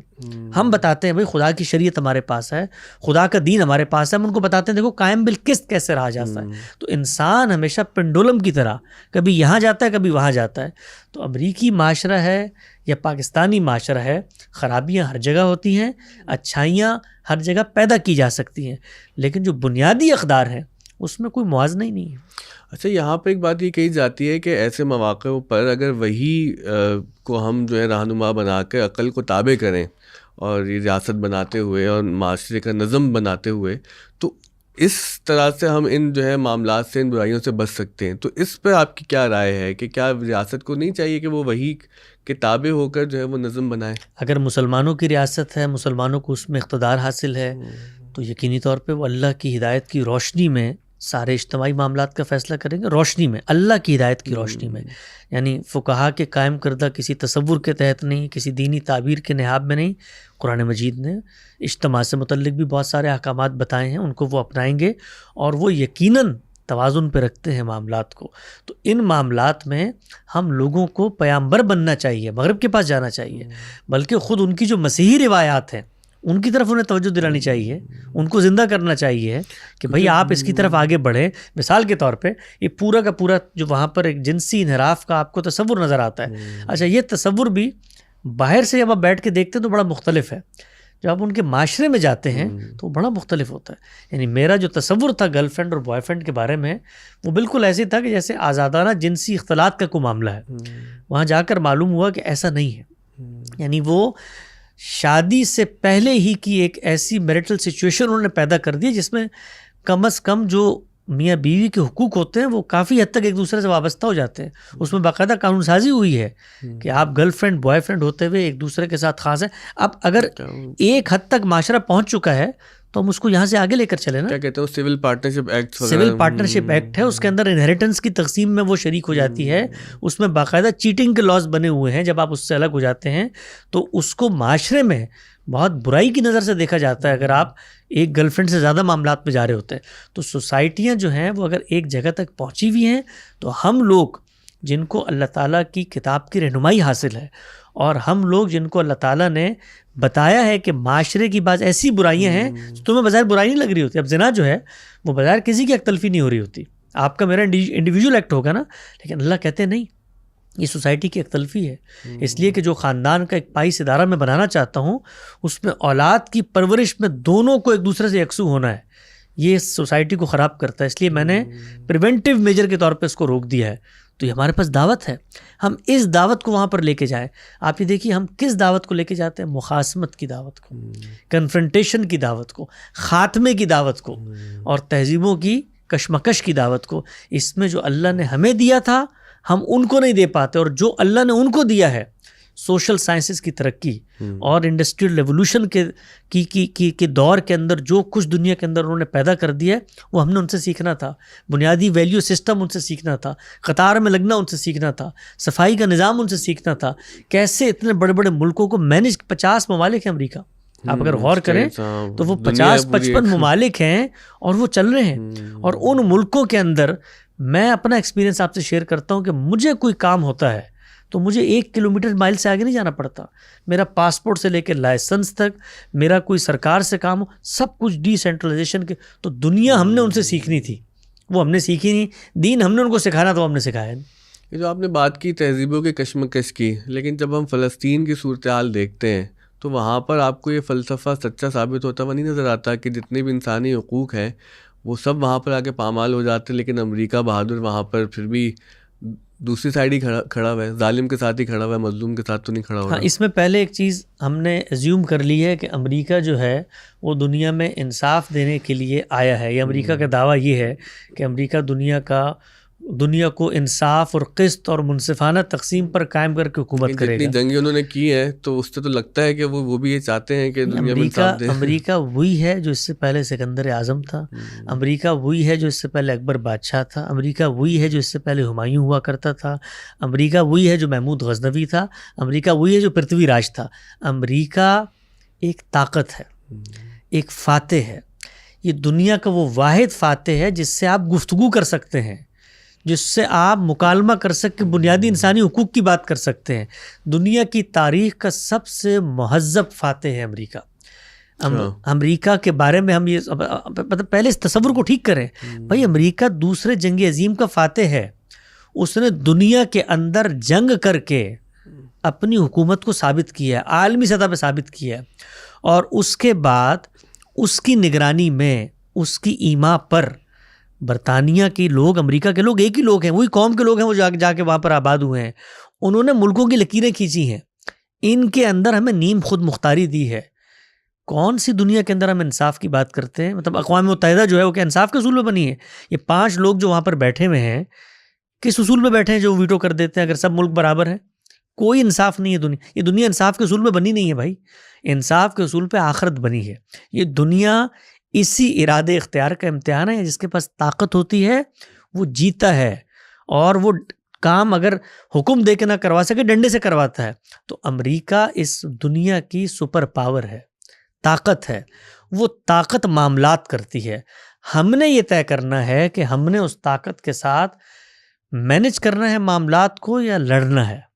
لڑ کے ہم نے دیکھ لیا، فلسطین میں بھی دیکھ لیا، کشمیر میں بھی دیکھ لیا، چچنیا اور روس کے اندر بھی دیکھ لیا، ہر جگہ پہ لڑ کے دیکھ لیا، ہمیں کچھ حاصل ہوا؟ سوال یہ ہے ان ظالموں سے، یعنی وہ تو ظالم ہے نا بھائی ملک پہ، مطلب آپ بنیادی سوال پوچھیں، اگر اللہ نے دنیا بنائی ہے تو امریکہ کے پاس دولت کیوں زیادہ ہے؟ سب کے پاس برابر ہونی چاہیے نا بھائی، دولت اس نے چھینی ہے دنیا سے۔ دوسری جنگ عظیم کے اندر 3 لاکھ جہاز بنا کے دیے امریکہ نے، اس کے نتیجے میں اس نے سونا لیا ان سے، اس سونے کی طاقت ہے جس سے اس کی معیشت کھڑی ہوئی ہے۔ اس کے بعد اس نے اس سونے سے اپنے اندر ترقی پیدا کی ہے، انڈسٹریل ریولوشن آیا ہے، انفارمیشن ٹیکنالوجی کا سیلاب آیا ہے، تو یہ سب کا سب انصاف کے اصول پہ ہوا ہے۔ تو ہمیں تو پہلے یہ سمجھنا ہے، اپنے زمانے کو پہچانے۔ تو وہ ایک عالمی طاقت ہے، وہ پہلے بادشاہ ہوتے تھے اس سے پہلے، اس وقت ایک منظم ریاست بن گئی ہے۔ وہ بننے کے بعد خدا کا شکر ادا کرنا چاہیے ہے کہ خود ان کو عقل آئی ہے کہ بھائی اس طریقے سے انسانوں کو نہیں ہانکا جا سکتا، ان لوگوں کو ان کے ملکوں میں آزادی دو، نیم خود مختاری دو، اپنے حقوق کا تحفظ کرنے والا بناؤ، اور اس کے بعد ان سے معاملات کرو۔ تو انہوں نے دنیا میں جب لکیریں کھینچی تو کچھ خطوں کے اندر تنازعات پیدا ہوئے، یہاں کشمیر میں ہوئے، وہاں فلسطین میں ہوئے، بوسنے میں، اس کی تاریخ میں نہیں جانا چاہتا۔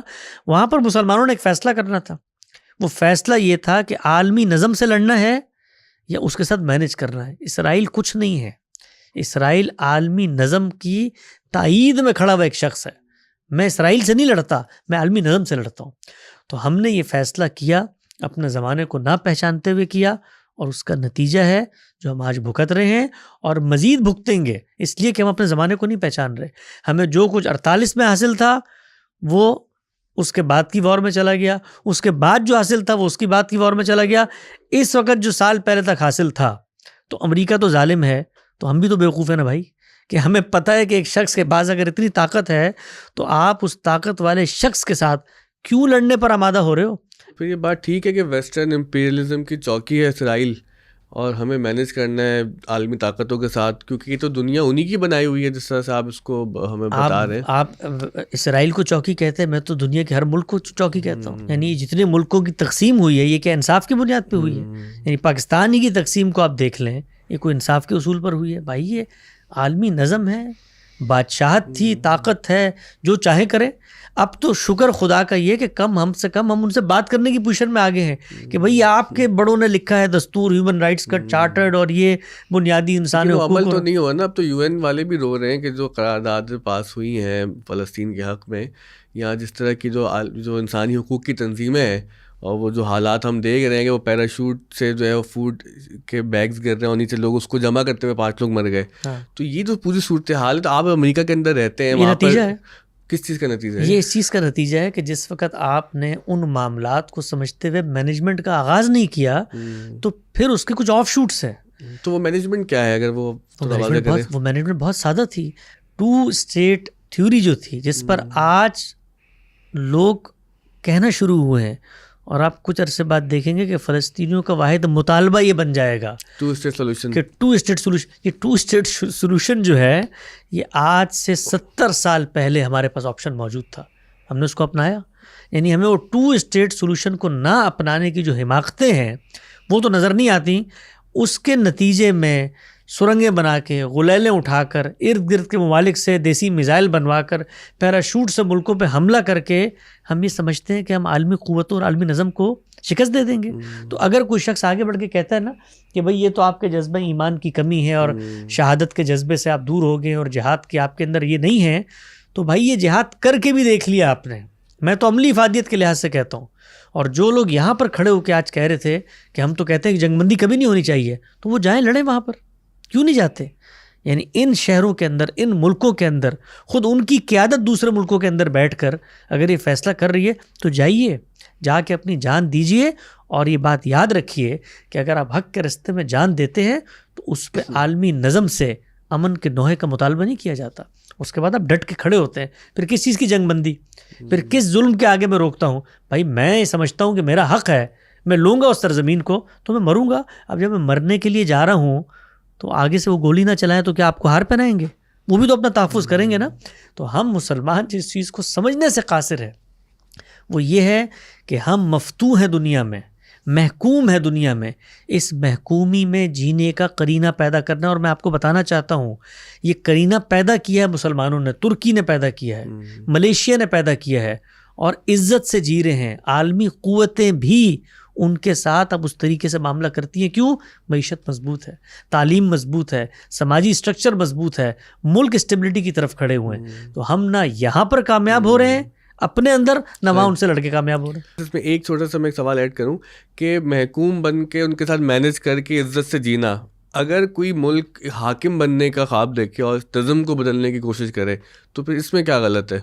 اصل میں خواب دیکھنا کوئی بری بات نہیں ہے، لیکن ہمیں یہ جاننا چاہیے کہ جو خواب ہم دیکھ رہے ہیں وہ خواب شرمندہ تعبیر ہو چکا ہے. اچھا، اب اس خواب کو اصل میں ایک لٹریچر ریویو کے طور پہ ہمیں اپنی نسلوں کو پڑھانا چاہیے، اس سے ہمیں تسلی حاصل ہوگی. اور کچھ ہمارے جو خواب ہیں ان کو پریکٹیکلی پورا کیا جا سکتا. مثلا ہمارا ایک بہت بڑا خواب ہے یار مسلمانوں کی عالمی خلافت ہو، خواب ہے نا یہ. تو اس خواب کو اس طریقے سے تو آپ پورا کر نہیں سکتے، ہو نہیں سکتا نا پورا، اس لیے کہ آپ $1 ارب کے لیے IMF کے پاس جا رہے ہیں. تو اب یہ تو نہیں ہو سکتا کہ آپ اگلے ہی سال وہ مملکتیں جو IMF جیسی جس کو کہتے ہیں مانیٹری فنڈز کو وجود پذیر کرتی ہیں ان کے اوپر چڑھ کے پوری دنیا پہ خلافت کا جھنڈا لہرا دیں. تو آپ کم سے کم یہ تو کر سکتے ہیں کہ جو آپس کے 40-50 ممالک ہیں وہی سب مل کے اپنا خلیفہ بنا لو. اس پہ تو ان کو بھی کوئی اعتراض نہیں ہوگا. مولانا وحید الدین خان نے مسلمانوں کی اس نفسیات کو دیکھتے ہوئے کچھ پریکٹیکل حل بتائے ہیں انہوں نے فرمایا کہ آپ خادم حرمین شریفین کو وہی خلیفہ کا درجہ دے دیں اور سب کے سب آپ اپنا اس کو کیپٹل کنسیڈر کر دیں، ویٹیکن سٹی ماڈل ہو جائے گا، آپ کا ویٹیکن سٹی ماڈل ہو جائے گا، آپ کی تشفی ہو جائے گی. تو خواب اگر آپ نے دیکھنے ہیں تو کچھ پریکٹیکل تعبیرات ہو نا آپ کے خوابوں کی. لیکن میں خواب بیٹھوں دیکھنے کے لیے رات کو کہ میں نے تو جی ایلن مسک اور مارک زکربرگ کی طرح دنیا میں ترقی کرنی ہے، اور صبح جو امی مجھے 12 بجے اٹھا رہی ہوں جا کے دہی لیاؤ گلی کے محلے سے، تو خواب کہاں پورا ہوگا؟ تو خواب دیکھنے کے بعد کچھ عملی اقدام ہوتے ہیں جو پورے کرنے پڑتے ہیں.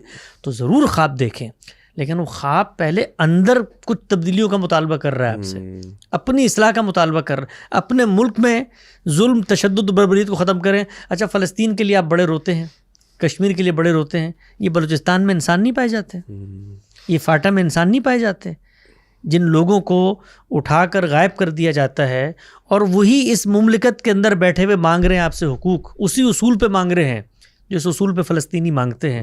وہاں تو ہمارے ماتھے پہ شکن نہیں آتی، وہاں تو ہمیں کوئی یہ نہیں ہوتا کہ دنیا کے اندر وہاں پر ہم امریکہ بنے ہوئے ہوتے ہیں، وہاں پر ہم ظلم کر رہے ہوتے ہیں. تو یہ سب کے سب دوغلے معیارات ہیں مسلمانوں کے، جس کے نتیجے میں آج ہم ایک شکست خوردہ قوم بن چکے ہیں. بس ایک سوال میرے ضمن میں، پھر کوئی لائٹر نوٹ پہ باتیں کریں گے. ایلون مسک کی ٹیسلا پہ بھی بات کرنی ہے آپ سے، کل جو رات کو ہو رہی تھی.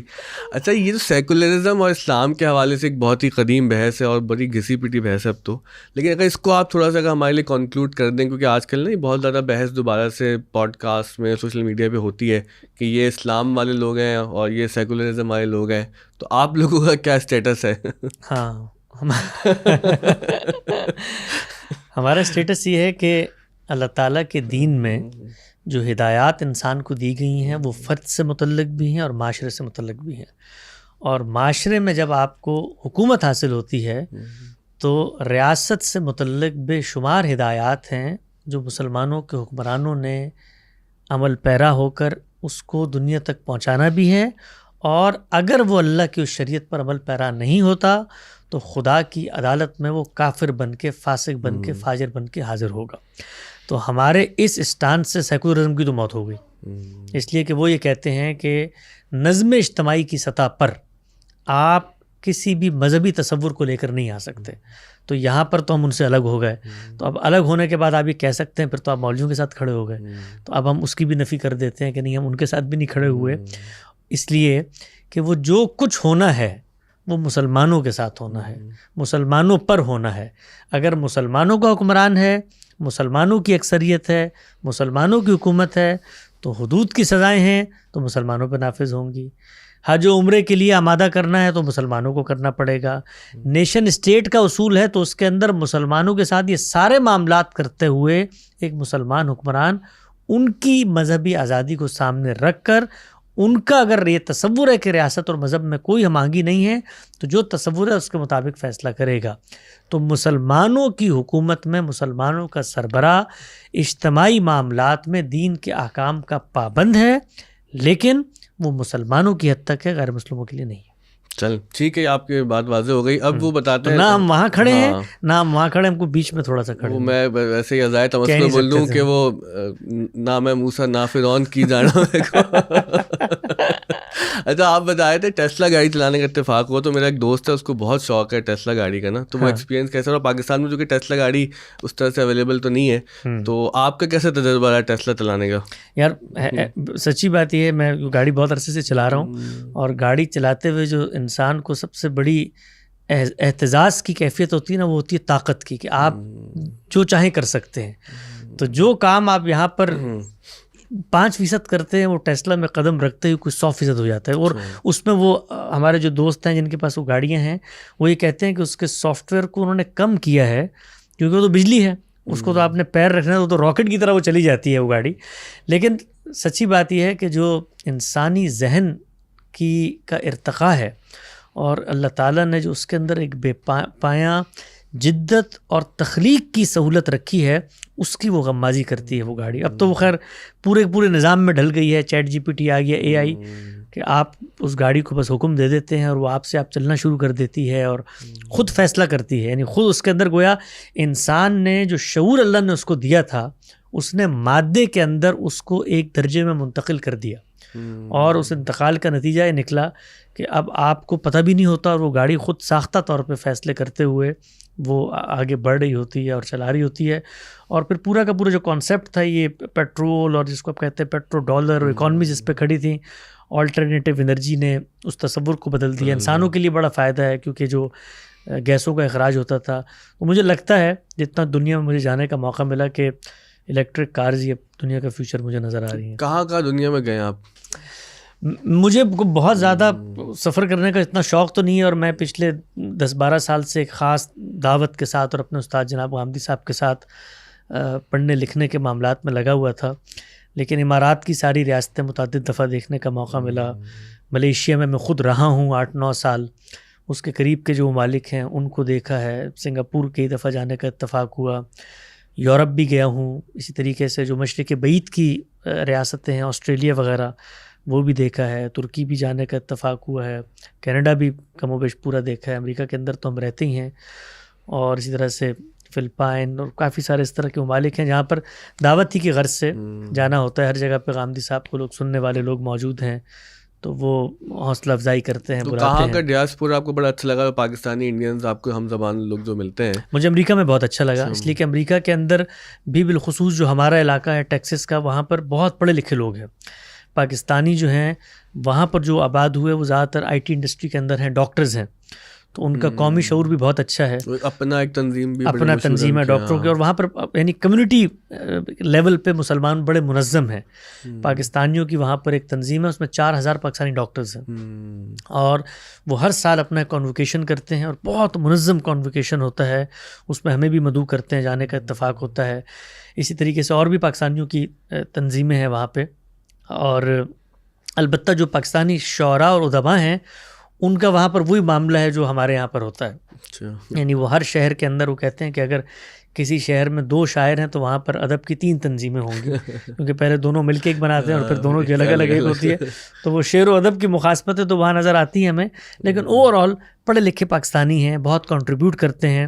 اور میں آپ کی اطلاع کے لیے عرض کر دوں کہ یہ ہمارا جو شہر ہے ڈیلس اور امریکہ ٹیکسس, یہ وہی شہر ہے جس نے آپ کے ملک کے اندر تبدیلی کا خواب دیکھنے والی ایک جماعت کو بہت زیادہ سپورٹ کیا, اور وہیں سے جو ہے نا وہ بیرونی فنڈنگ ہوئی تھی, جس کے نتیجے میں یہاں پہ تبدیلی واقع ہوئی. پی ٹی آئی کی بات کر رہے ہیں آپ, تبھی کہتے ہیں اوورسیز پاکستانی زیادہ تر پی ٹی آئی کو سپورٹ کرتے ہیں. 99% میں کہوں گا آپ کو. ہمیں دنیا میں جہاں بھی موقع ملتا ہے جانے کا, تو خیر ہمارا تو ایک مذہبی پس منظر ہے اور ہم اپنے آپ کو کسی سیاسی جماعت سے افیلیٹ بھی نہیں کرتے, نہ یہ اس کا تقاضا ہے.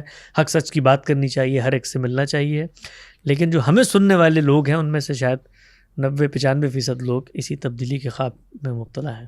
اور آپ کو سن کے تبدیلی کے خواب میں مبتلا نہیں, وہ ہمیں سنتے ہیں مذہبی تبدیلی کے ضمن میں, ان کو سنتے ہیں سیاسی تبدیلی کے ضمن میں. اچھا, آپ ایک دفعہ غامدی صاحب نے بات کہی تھی کہ ان سے زبان کے حوالے سے بات ہوئی, تو انہوں نے کہا کہ جو اسلامی علوم ہیں وہ عربی, پھر فارسی اور پھر اردو میں ڈیولپ ہوئے, اور انگریزی اس معاملے میں بھی بہت پیچھے ہے. تو وہاں پر اردو سکھانے کی جو تعلیم و تربیت کا نظام کیسا ہے امریکہ میں؟ آپ یہ بہت وہاں پر ایک فقدان ہے, اور وہاں پر جو پاکستانی فرسٹ جنریشن امیگرینٹس گئے انہوں نے اس پہ توجہ نہیں دی, اور جس کا نتیجہ وہ اس وقت بھگت رہے ہیں. یعنی ان کی جو اگلی نسلیں ہیں وہ جس نظام تعلیم میں گئی ہیں, وہ نظام تعلیم تو اپنا ایک پورا ورلڈ ویو رکھتا ہے اور وہ ان کو ایک خاص جگہ تک لے کے جا رہا ہے, لیکن اپنا کلچر, اپنی تہذیب, اپنی معاشرت, اپنی زبان, اپنی مذہبی شخصیات سے محبت, ان کا ادب احترام, اپنا لٹریچر, اپنی روزمرہ, اس سے کم و بیش وہاں کی جو یوتھ ہے, جو فرسٹ جنریشن امیگرینٹس کے بچے تھے, وہ ڈسکنیکٹ ہو چکے ہیں. دیکھیں, جو بچہ ہے نا وہ ہمیشہ شخصیات سے انسپریشن لیتا ہے. بڑی شخصیات ہیں جو اس کی انٹلیکٹ کو متاثر کرتی ہیں. مذہب کے حوالے سے جن لوگوں نے کام کیا پچھلے 200-300 سال میں, وہ شخصیات بر صغیر کی شخصیات ہیں. وہ سر سید احمد خان ہوں, شبلی نعمانی ہوں, ابوالکلام آزاد ہوں, اسی طریقے سے یہاں پہ فرائی ہوں, وحید الدین خان ہوں, مفتی شفیع ہوں, یہ سب لوگ جو ہیں, مولانا حسین احمد مدنی ہوں, مولانا قاسم نانوتوی, یہ اس بر صغیر کی مٹی سے پیدا ہوئی شخصیات ہیں. یہ انٹیلیجنٹ لوگ ہیں جنہوں نے دین اسلام کو جدید سماج کو سامنے رکھ کے اس کی توضیح تشریح کی ہے. یہ ہیں جنہوں نے ان کے سوالوں کا جواب دینا ہے. ان سے وہ واقف ہی نہیں ہیں, ان کو وہ جانتے نہیں ہیں. جن کو وہ جانتے ہیں وہ ٹیڑھی میڑھی انگریزی بولنے والے وہاں کے جو جس کو آپ کہتے ہیں وہ مسلم پریچرز ہیں. یعنی ان کے ہاں دین علم کا موضوع نہیں ہے, انٹلیکٹ کا موضوع نہیں ہے. تو نتیجہ کیا نکلا ہے؟ نتیجہ نکلا ہے کہ جو لوگ دین سے اٹیچ ہوئے ہیں وہ پھر اسی تضاد کے اندر جی رہے ہیں. وہ یورپ امریکہ میں رہتے ہوئے بھی ان کے یہاں وہی تضادات ہیں جو باقی ملکوں میں ہوتے ہیں. پاپولیرٹی بہت ہے, بٹ پاکستان میں بہت پاپولیرٹی بڑھ گئی ہے. یہاں پہ جو ہماری جین زی ہے اور اس کے بعد کی اس کی وجہ یہ کہ یہاں پر جو پاکستان کے اندر علماء موجود تھے ان کا کنیکشن کم ہوا ہے. یعنی وہ لوگ پھر بھی کم سے کم ان کی زبان میں بات کرتے ہیں, ان کے عملی مسائل کو پریکٹیکلی حل کرتے ہیں. لیکن اوریجنل کام ہوا ہو, مذہبی شخصیات پیدا ہوئی ہوں جنہوں نے نئی تعبیرات کو پیدا کیا ہو, مغرب کے اندر اس کا کوئی شائبہ بھی نہیں. یعنی اگلے میرا خیال ہے 100-200 سال تک بھی شاید امریکہ یا برطانیہ یا پورے کے پورے یورپ کے اندر دین اسلام پر اوریجنل یونیورسٹیوں میں بہت کام ہو رہا ہے. لوگ کہتے ہیں وہاں دیکھیں بڑی بڑی جامعات ہیں, لیکن وہ سب یہاں کا پیدا ہوا ہوا علم ہے جس کے اوپر تحقیق کا کام ہو رہا ہے. اصل میں بڑی فکر جو ہے وہ بڑے لوگ پیدا کرتے ہیں, اور بڑے لوگ جو ہیں وہ ایک تہذیبی تسلسل کے اندر پیدا ہوتے ہیں. ان ملکوں کے اندر جا کر تو مسلمان آباد ہوئے. اس دھرتی کے اندر مسلمانوں کی جو پوری کی پوری علمی اور تہذیبی روایت ہے وہ 1400 سال پہ محیط ہے. یعنی پورا کا پورا عربی لٹریچر ہے جس کے ساتھ نسل در نسل سینہ بسینہ علماء نے ان علوم کو منتقل کیا. اسی کے بطن سے یہاں پر فارسی کے اندر اتنے بڑے بڑے اباقر علماء پیدا ہوئے, اور وہی علماء ہیں جنہوں نے پھر اپنی اپنی تعبیرات کو شاگردوں کی روایت میں ڈال کے بر صغیر کے اندر ہزاروں کی تعداد میں مدارس کے ایک اسٹرکچر میں علم کی صورت دے دی. تو بڑی شخصیات ہوتی ہیں جو تعبیرات کو جنم دیتی ہیں, اور یہ بڑی شخصیات ایسا نہیں ہے کہ ایک دن میں پیدا ہو جاتی ہیں. اس کے پیچھے ایک تہذیبی تسلسل بھی ہوتا ہے, اللہ کا انتخاب بھی ہوتا ہے, سماجی حالات بھی ہوتے ہیں.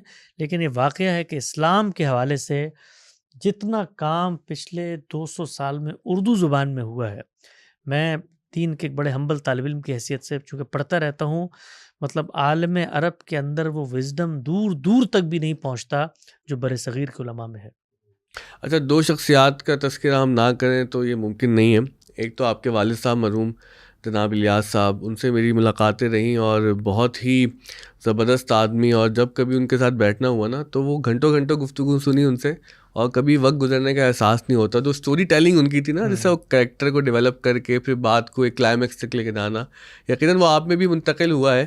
تو ان کا تذکرہ ہم چاہیں گے کہ ضرور ہماری آڈینس تک پہنچے. جی، ہمارے والد صاحب بہت ہی زبردست آدمی تھے اور بھرپور انہوں نے زندگی گزاری، اور اس وقت وہ اللہ کی بارگاہ میں پیش ہو چکے ہیں، اور مجھے پورا اعتماد ہے جس طریقے سے انہوں نے زندگی گزاری انشاءاللہ وہ سرخرو ہوں گے.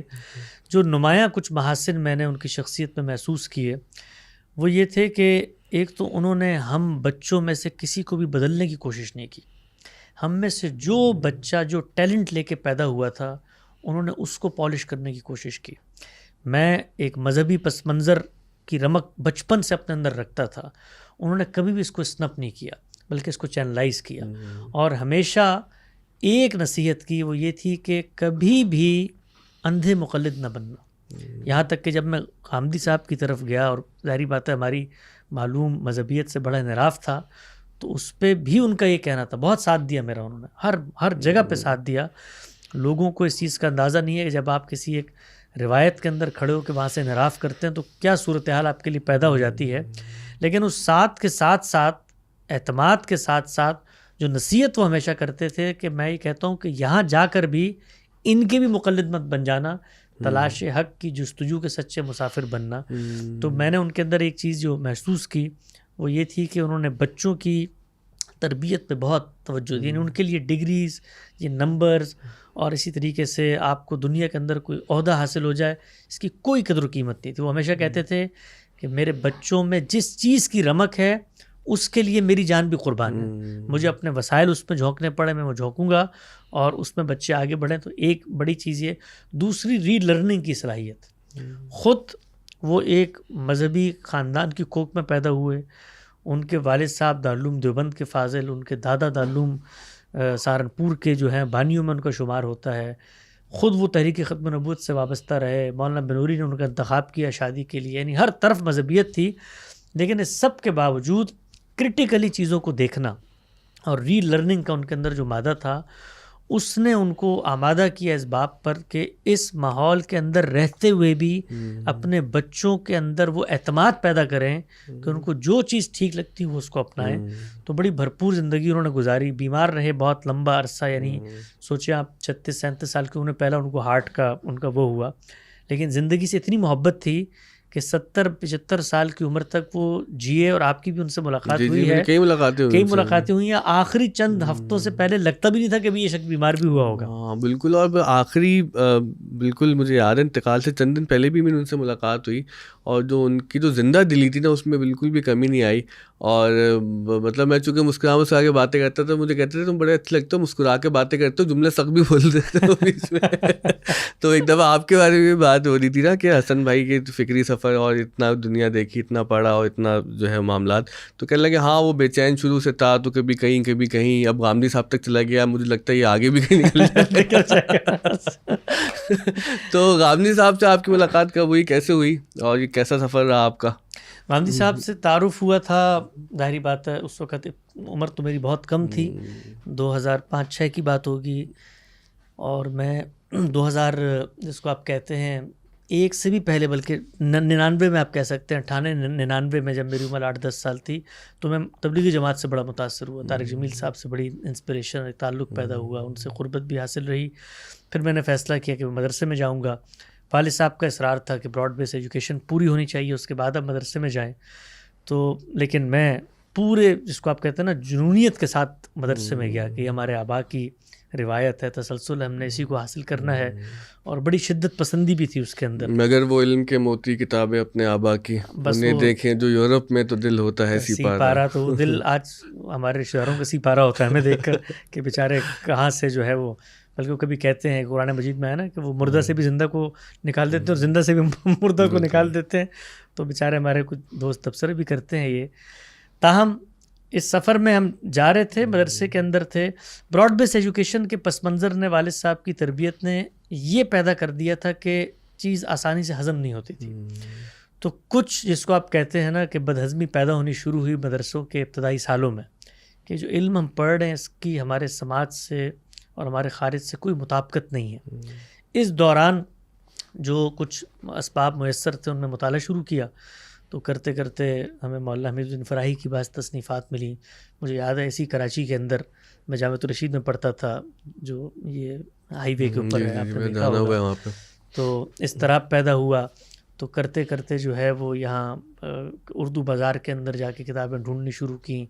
وہاں پر کچھ رسالے ملے مولانا فراہی کے, ان کو کچھ ساتھیوں کے ساتھ مذہبی ساتھیوں کے ساتھ بیٹھ کے پڑھنا شروع کیا. پتہ چلا یہ ان کے ایک شاگرد ہیں مولانا امین حسین اصلاحی, ان کی چیزیں پڑھیں. پھر معلوم ہوا ٹی وی پہ نئے نئے غامدی صاحب آنا شروع ہوئے تھے تو اس سے تعارف ہوا. تو شروع میں تو بہت جس کو آپ کہتے ہیں اکتاہٹ تھی ان کو دیکھ کر اور بہت مخالفت تھی. میں اس زمانے میں لکھتا تھا, نیا نیا ضرب مومن ایک اخبار تھا ہمارے مدرسے سے نکلتا تھا, وہ جہادی پوائنٹ آف ویو کا بڑا نمائندہ اخبار, اس میں لکھتا تھا میں.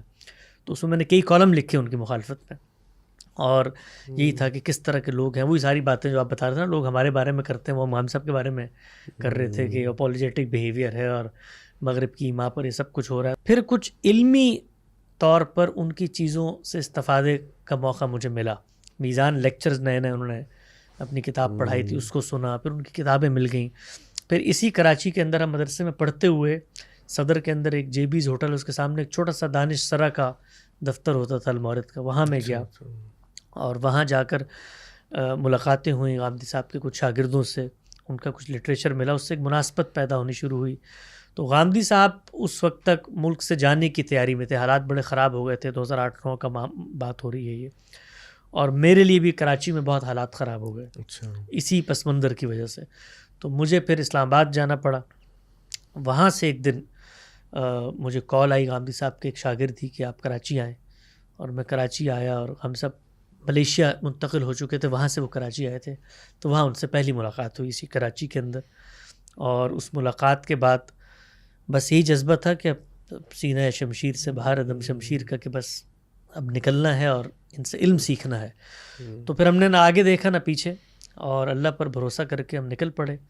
8 سال ملیشیا ان کی خدمت میں گزارے, اور پھر اس کے بعد انہی کے ساتھ منتقل ہو گئے امریکہ. اب 10-14-15 سال ہو گئے ہیں تقریباً ان کے ساتھ ہی ہیں. تو استاد ہیں ہمارے, انہوں نے ہمیں زندگی میں کیسے جینا ہوتا ہے یہ بھی سکھایا, اور علم کیا ہے اس کی بھی آ گئی, اور ساری روشنی انہی سے میں حاصل ہوئی. اچھا, آخر میں حمزہ علی عباسی صاحب ابھی ہمارے پوڈ کاسٹ میں بھی آئے تھے, تو ان سے کیسے آپ لوگوں کا تعلق ہو, اور آپ لوگوں کی وجہ سے کافی چینج آیا ان کی زندگی میں, اور یقیناً ان کی وجہ سے آپ کی زندگی میں کچھ چینج آیا ہوگا. نہیں بالکل, حمزہ سے کی وجہ سے میری زندگی میں بھی بڑا چینج آیا ہے. اور آپ اگر اس سے ملیں, آپ کی ملاقات ہوئی ہے, جو بھی شخص اس سے ملتا ہے اس کو یہ اندازہ ہوتا ہے کہ جس شخص میں حقیقی تبدیلی پیدا ہو جائے, اور وہ حقیقی تبدیلی کبھی بھی دنیا کو سامنے رکھ کے پیدا نہیں ہو سکتی, وہ آخرت کی اورینٹیشن میں ہی وہ تبدیلی پیدا ہوتی ہے. تو حمزہ کے اندر جو پوری کی پوری تبدیلی پیدا ہوئی وہ آخرت کی اورینٹیشن کی وجہ سے پیدا ہوئی. آپ دیکھیں اس بندے کے ساتھ اب بیٹھے, بلکہ شروع میں جب وہ امریکہ آئے ہمارے پاس بہت وقت گزارا, کبھی کبھی ہم بالکل اکتا جاتے تھے, ہم کہتے تھے یار بس کر دو بھائی, موت موت موت, مرنا بھی ابھی تو جی لو.